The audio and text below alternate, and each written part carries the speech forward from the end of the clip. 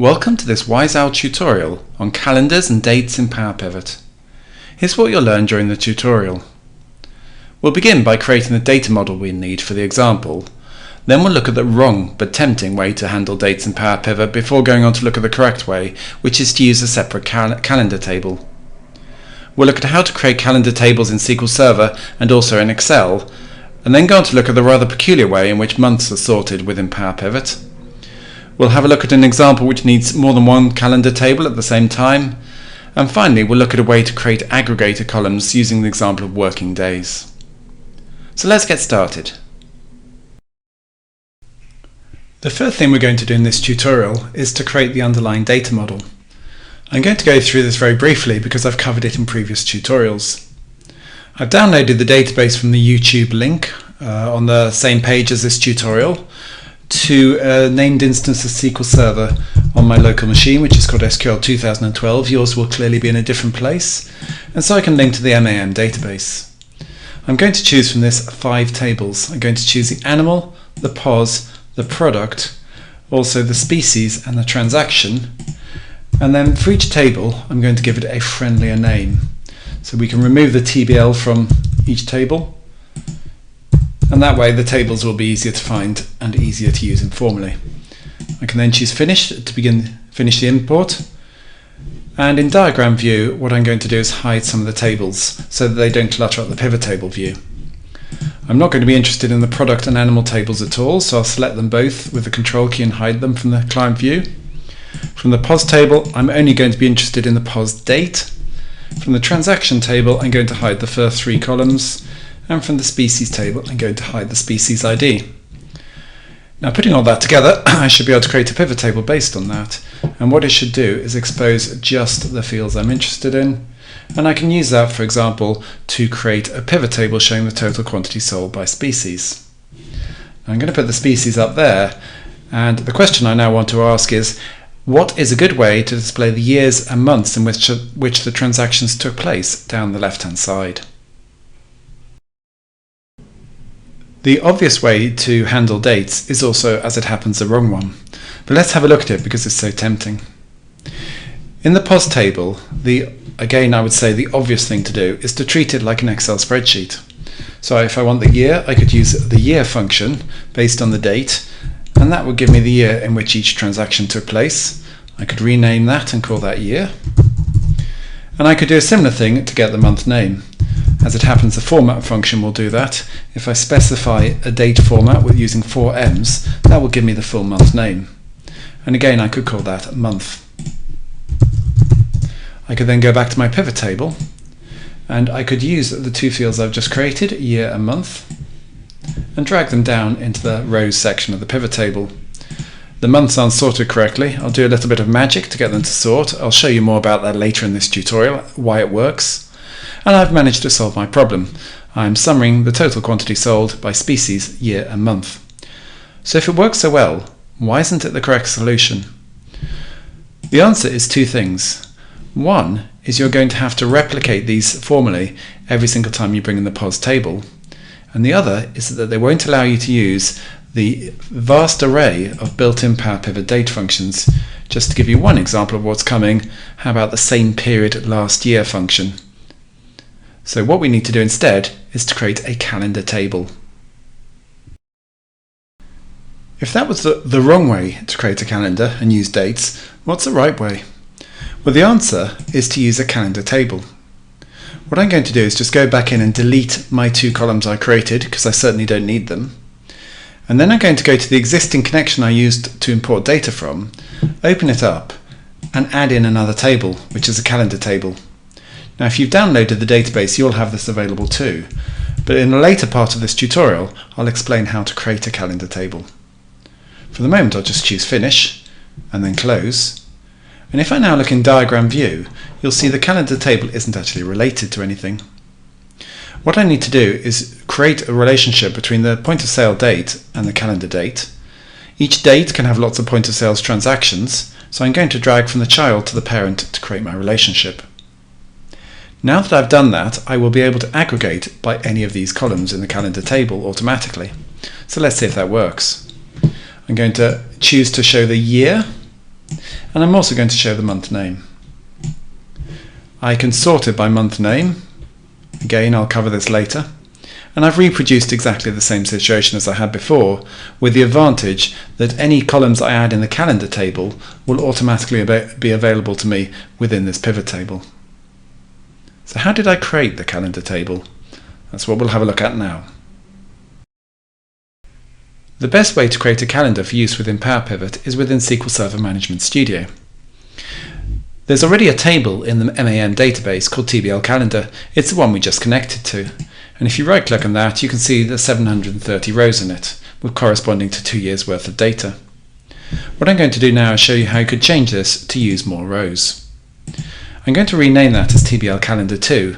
I'll have to remember to change it back again, otherwise my Excel workbook won't successfully connect to it. In the programmability section of the database, there's a stored procedure called spCreate Calendar Table. And if you right click on that and modify it, you'll be able to change the dates being generated. Don't worry too much if this makes no sense to you whatsoever. All you need to change is the start date and the end date.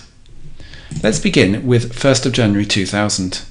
The year format, or rather the date format I've used here, starts with the year, which is 2000, then puts in the month, which is January 01, and then puts in the day number, which is 01.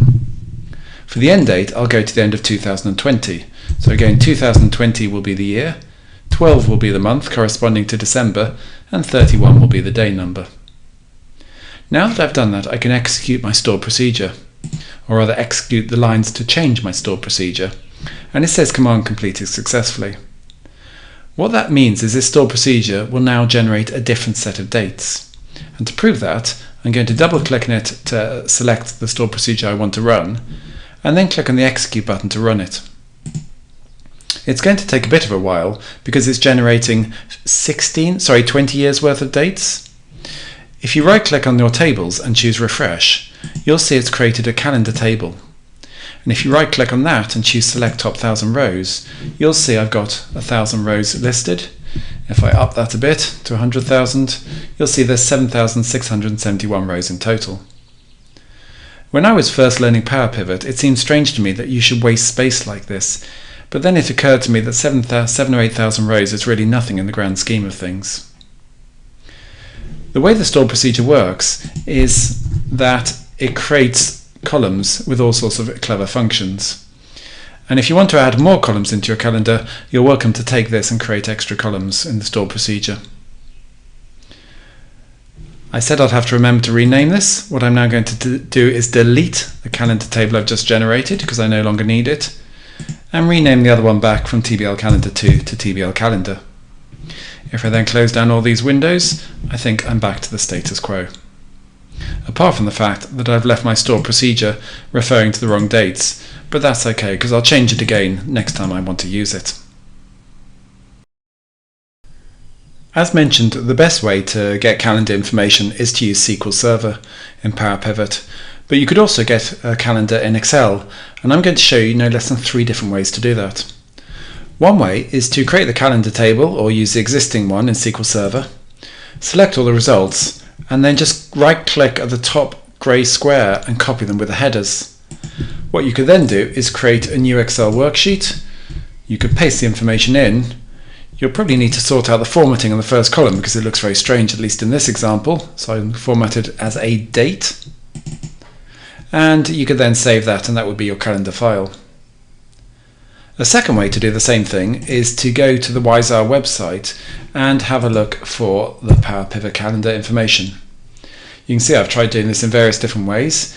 If you type in PowerPivot calendar and choose go, you'll see on the blogs, there's blogs on the PowerPivot calendar.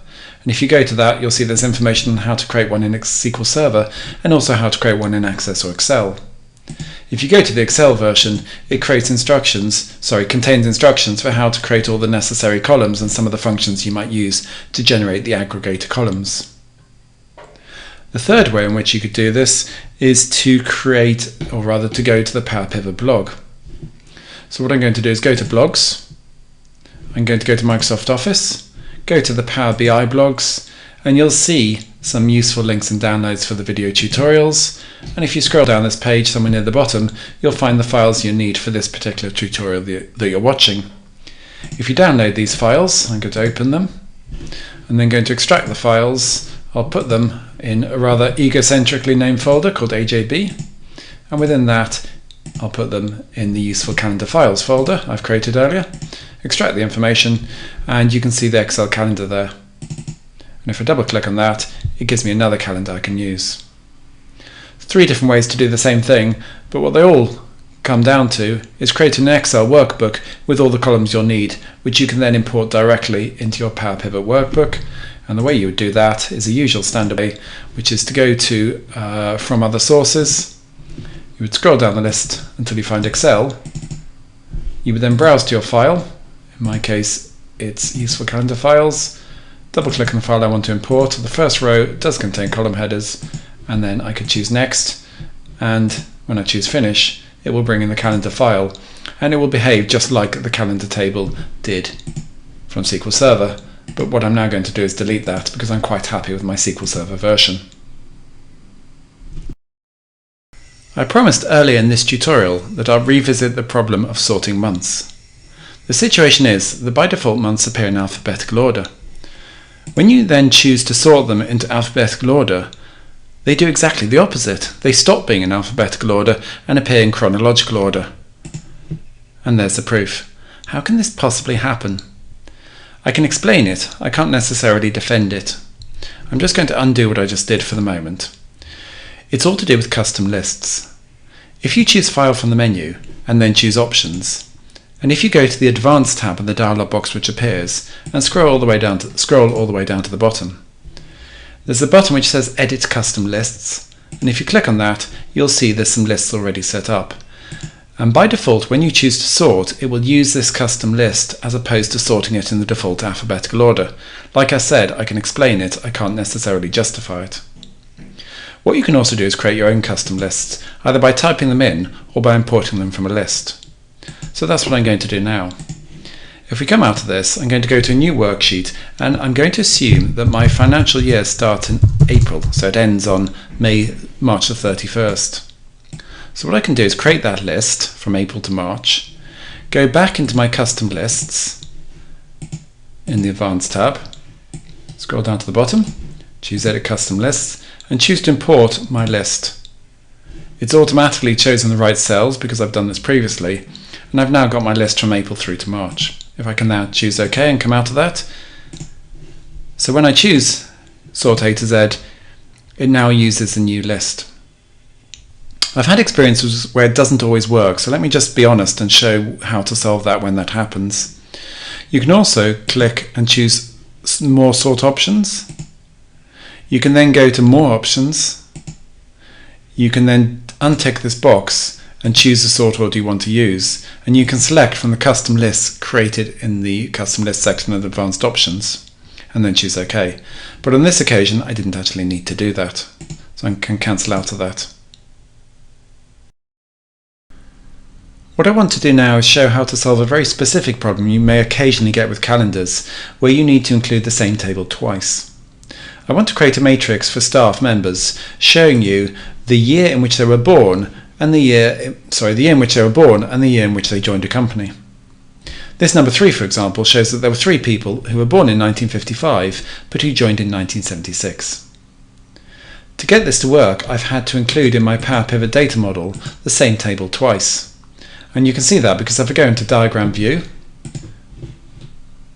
there's one version of the table and there's the other. And what I want to do is take you through the process by which I created this workbook, and to prove there's no cheating involved, I'll close this down and I'll choose to start with a new workbook. The first thing I need to do is go into SQL Server Management Studio, because at the moment my dates only go back to the year 2000. So what I need to do is right click on my stored procedure to generate the dates, modify it, and make 2 changes. The first is I'm going to go all the way back to 1950. I'll actually go back to the 1st of January 1950. And the second is I'm going to make a global replace to change the word TBL calendar to new calendar. Magically that appears. It's almost as if I've done this before. If I click on replace all, it will make 3 changes, one of which is shown there. What this means is if I now run this script, it will alter my stored procedure so it generates a wider range of dates. And what I can now do is double click on the name of the stored procedure and execute it, and I'll get far more dates generated. That's why it's taking longer. I can right click on my tables and refresh them, and you can see the new calendar table which has been generated there. And if I look at all the rows in it and bump this number up to something ridiculously big, you'll see it shows me I've got 25,000 odd rows. The first one of which is the 1st of January 1950.